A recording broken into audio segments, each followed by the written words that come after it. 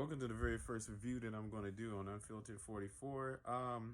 This one is going to be a review of Starrcade 83, a flair for the gold. And when they call it a flair for the gold, they really meant a flair for the gold.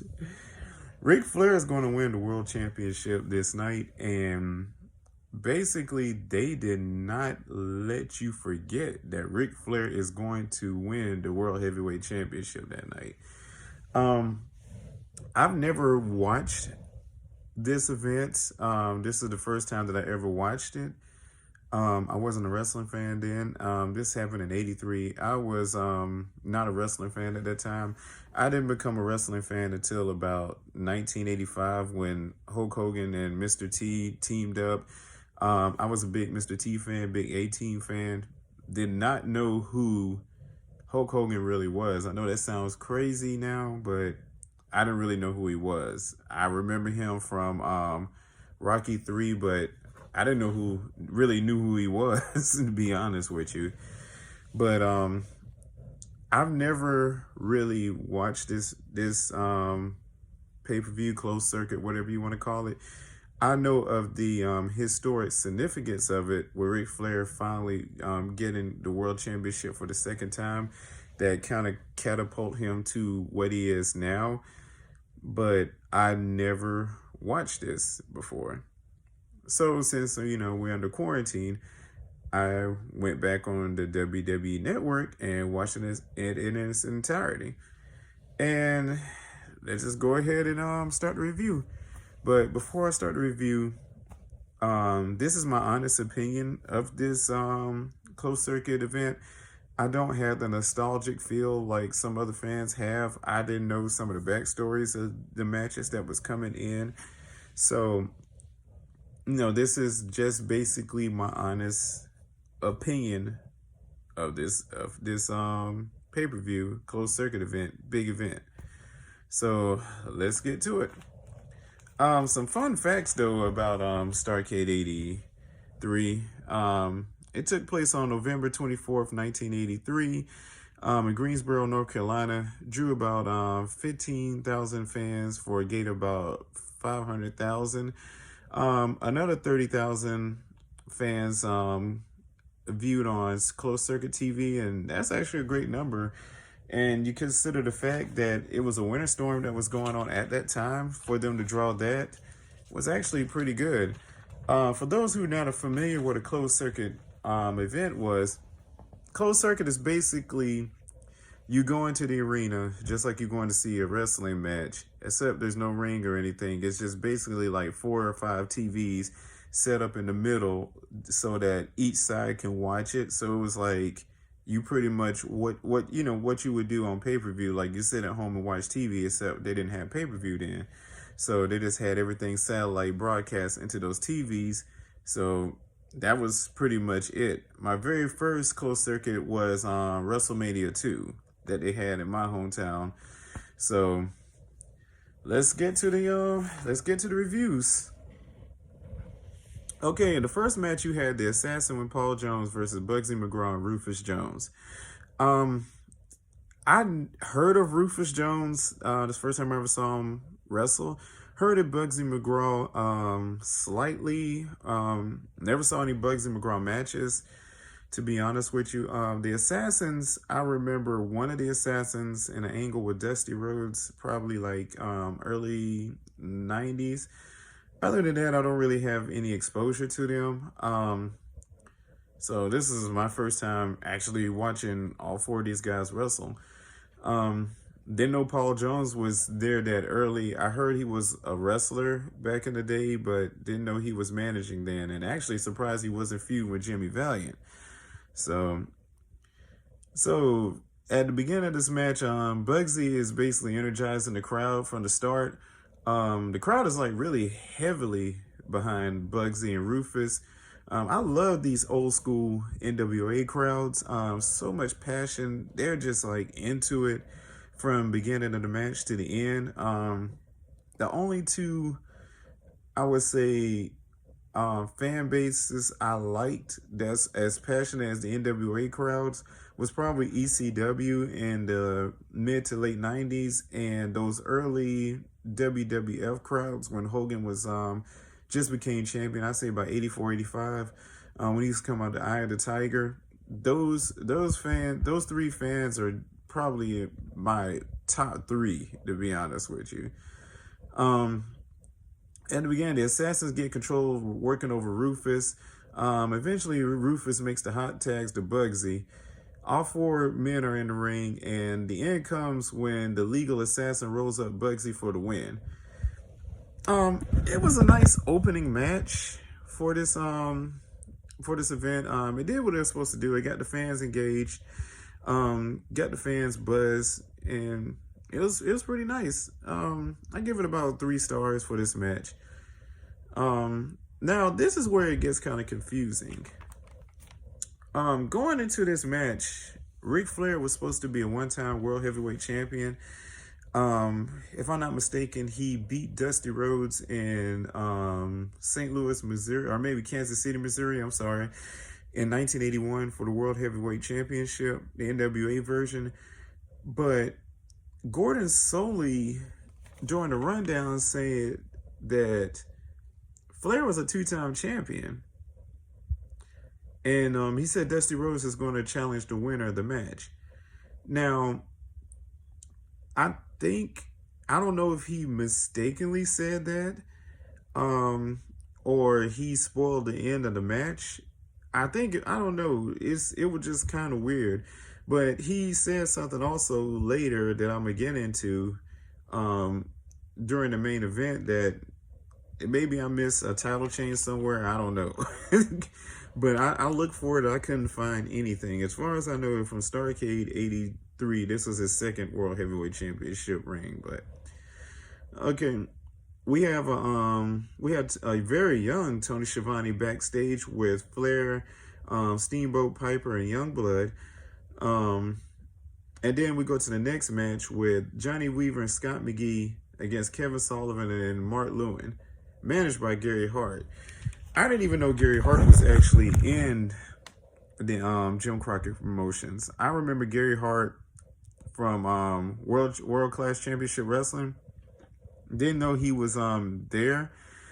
Johnny Weaver, I remember from the angle with Dusty Rhodes and Lex Luger. Johnny Weaver came in to teach him how to do the sleeper hold. McGee, I have no idea who he was. I know Kevin Sullivan, don't know Mark Lewin. Really no huge reaction from the crowd for this match. It was just kind of like blah. Typical tag team match. And as I said, this was the very first big event like this. So they were working out the kinks. So I understand like some of the technical difficulties that happened. I mean, the same thing with the very first WrestleMania.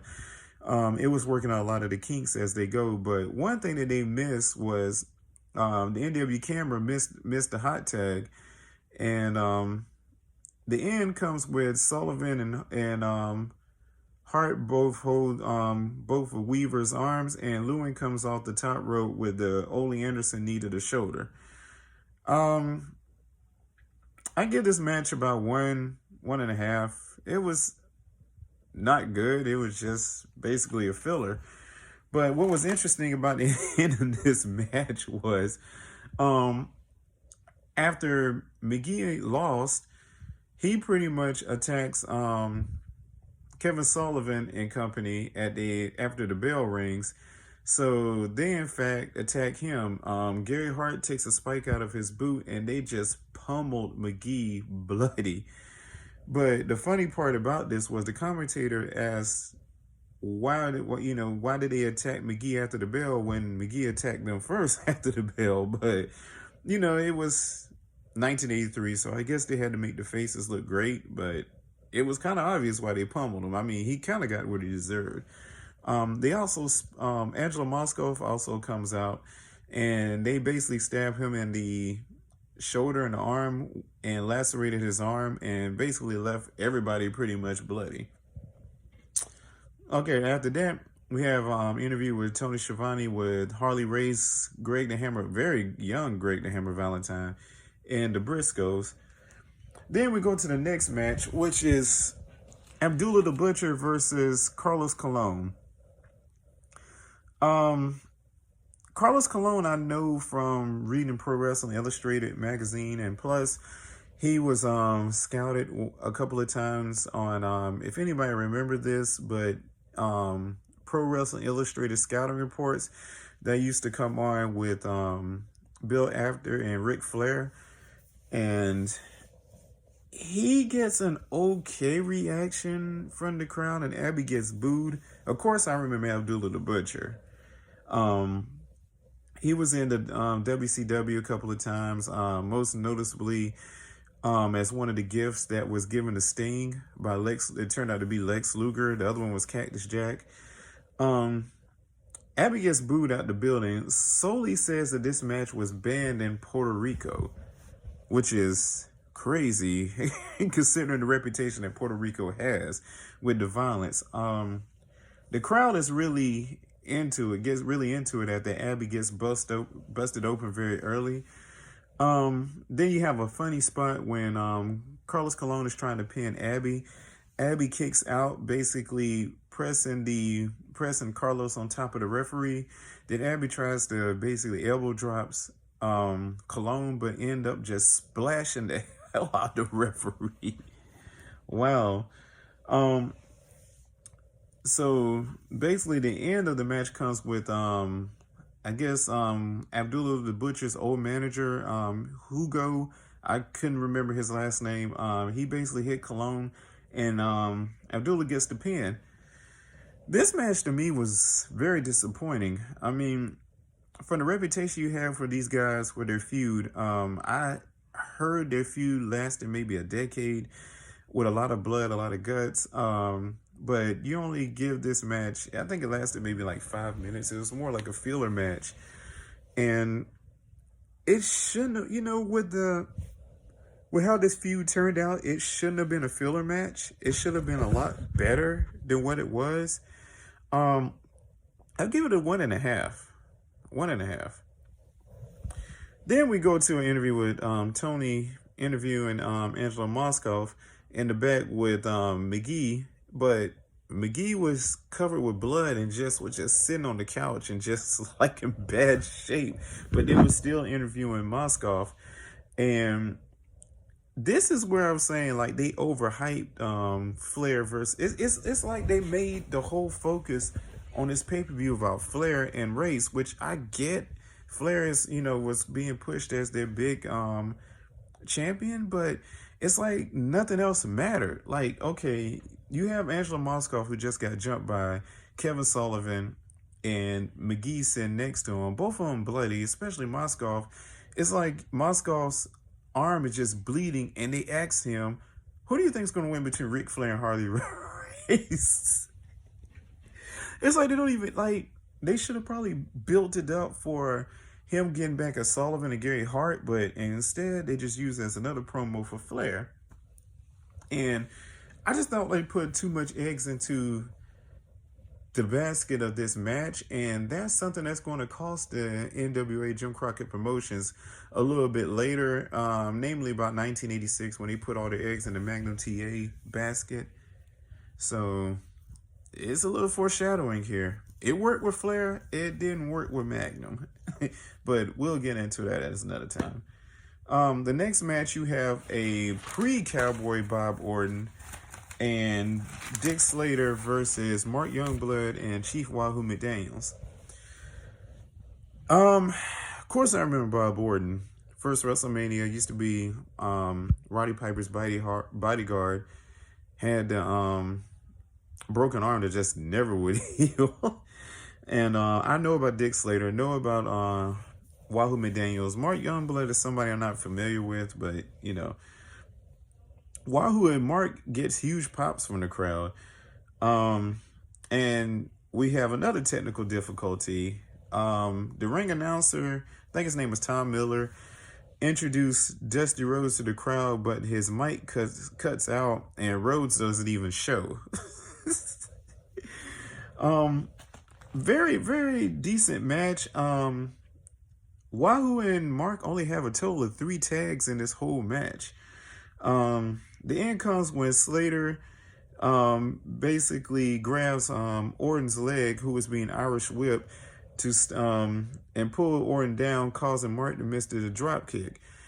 So then Orton set up Mark for the superplex and got the 1-2-3. Totally forgot that Cowboy Bob Orton used the superplex. A lot of people wasn't really using it as a finisher at that time, but it was great to see. After the match, Orton and Slater jumped Wahoo after the match, injuring his arm, and that was the end of the match. I give this match about 2 stars, but I actually like the team of Orton and Slater. Very, very, very nice team. Never saw them before. I heard they injured Flair's neck coming in, but I'm going to have to go look for, find more video of them as a tag team, because I actually enjoyed them as a tag team. Okay, then we go to the back. Tony interviews Flair, Young, and Steamboat again. Then we get to another technical difficulty. This time, Dusty Rhodes finally shows up. And he's cutting a promo. And he's cutting a really good promo. He looks in character and everything. Only problem was we couldn't hear the promo because the mic was cut off. But as I said, this is first pay-per-view, so I get it. But yeah, Dusty was like he was cutting a killer promo, but you couldn't hear anything. It was crazy. So the next match we get to is Charlie Brown, who is basically Jimmy Valiant in a mask, against the Great Kabuki and Gary Hart. With stipulation that the TV title, well, actually, it's for the television championship. I forgot to mention that. But with stipulation that it is basically the TV title is on the line for like the first 15 minutes of the match. It's also going against Charlie Brown's mask. Charlie Brown gets a nice pop from the crowd. I never knew Kabuki even held the TV championship. The match started outside the ring with a bunch of chair shots, ramming into the post. Pretty intense beginning of it. The crowd was really into that first part of it. We have another Flair race reference while this is going on. Earlier in the match, it's mostly rest holds for Brown with the sleeper, Kabuki with the claw. Pretty much the end of the match comes when Kabuki missed a knee into the corner and Brown hits him with the elbow drop for the pin. I give this match probably about a 2, maybe 2, about 2.5. The crowd was into it. They didn't even try to hide the fact that it was Jimmy Valiant, but I guess that's the point of it. They didn't hide the fact that Mr. America was Hulk Hogan. And, so I guess that was the point of it. Then we get another interview with Tony in the back with Bob Orton, Dick Slater, and Harley Race. Okay, third time's the charm. We get another attempt on trying to interview Dusty Rhodes. This time the mic actually works. So they asked Dusty, of course, since they asked everybody else, who he thinks is going to win between Race and Flair. Dusty actually is the only person that picks Harley Race. Actually, the only person that picks Harley Race that night.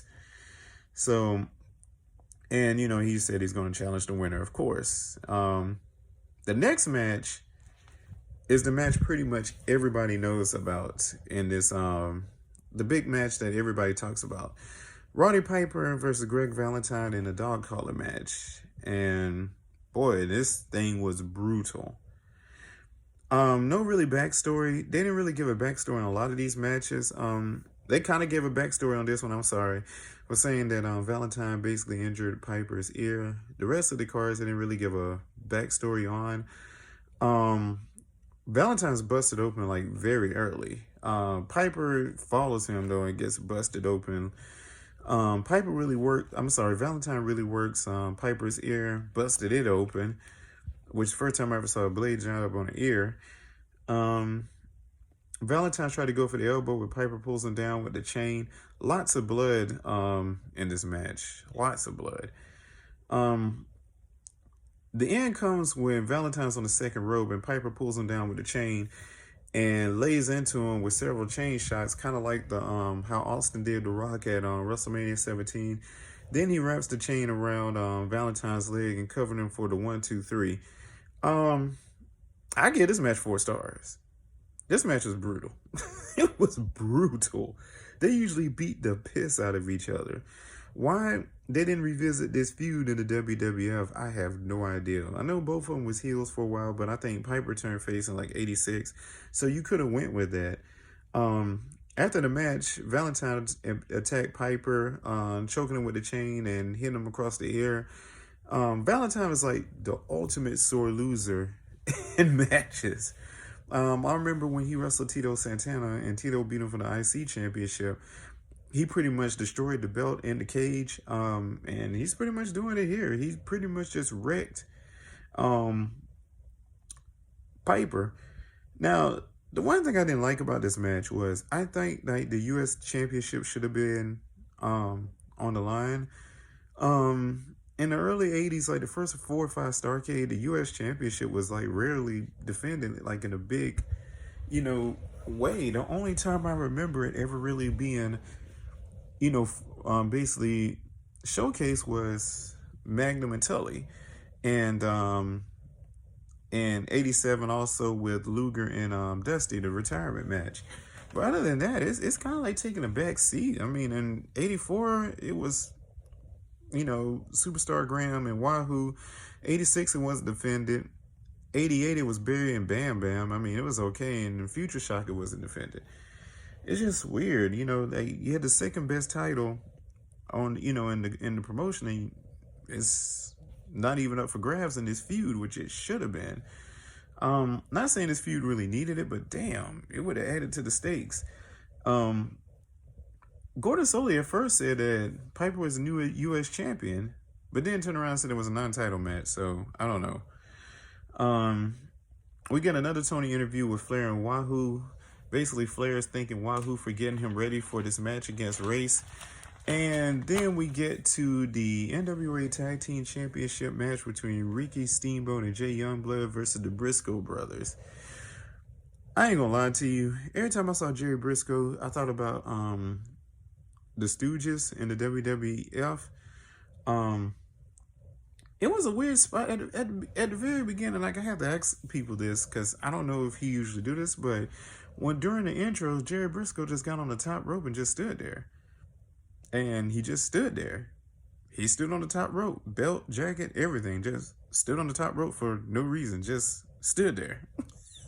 So I don't know if that's something he always did, or I don't know. He just stood there. They introduced his name. He jumped down, but it was just weird.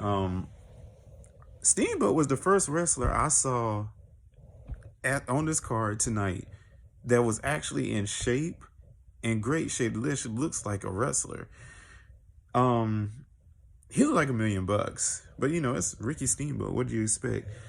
The end of this match came with after a series of double team moves, Steamboat grabbed Jay and press slammed him onto Jerry Briscoe for the pin. And Angela Moskow was the guest referee.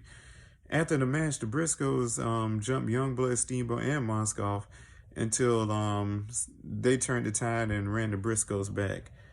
I give this match about three stars. It wasn't a bad match. It wasn't great. Did what it was supposed to do. Then we get an interview with the new TV champion Charlie Brown. We also get an interview with Roddy Piper, and we get an interview with Steamboat and Youngblood. I didn't know that Steamboat and Youngblood was 5-time NWA Tag Team champions. That was something I didn't know. I didn't know Ricky Steamboat had that many tag team rings. He's more, known more for a single wrestler, but he's got to be about 7-time tag team champion, maybe 8. I did not know that. It's weird. Okay, now we get to the main event. we have Nature Boy Ric Flair and Harley Race for the World Heavyweight Championship inside of Steel Cage. Flair comes to the ring with a disco ball of all things on top, and the 2001 theme as well as fireworks. Huge pop for Flair. Huge pop. He's getting mobbed, like damn near mobbed on the way to the ring. Race arrived with basically less theatrics, and he's the champion, and he gets booed out the building.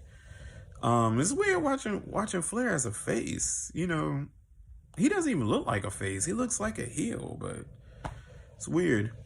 It was also weird hearing Flair hit the chops without hearing the crowd go, woo! The crowd was not as loud as I was expecting. I thought it was going to be like on fire the whole match, but it wasn't. Also, I had a problem with the special guest referee. I think it was God, who was it?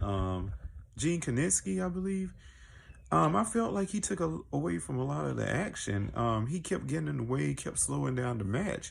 Every time they had momentum going, Kiniski just got in the way too much. I don't even think this match even needed a special guest referee. I think the storyline and everything was just enough for the match. It didn't need all that. And I just felt like he just took a lot from the match.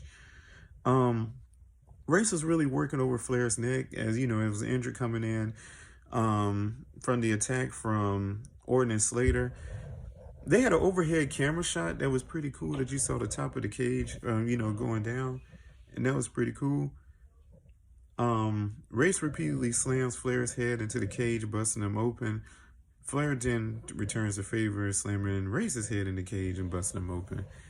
Flair's like a bloody mess in this match. Race is really punishing him with headbutts, and Race actually headbutt the ref towards the end, and then Flair came off the top rope with this very awkward looking body press for the 1, 2, 3. He looked very awkward coming off the top rope.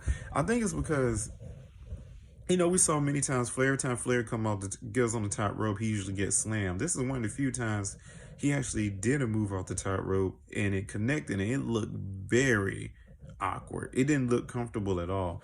Maybe that's why he doesn't actually do any moves from the top. But it was crazy. But he gets the win here. Sully says Flair's a 3-time world champion after saying he was a 2-time, but this is actually Flair's second ring. Steamboat and others come to the ring to celebrate with Flair.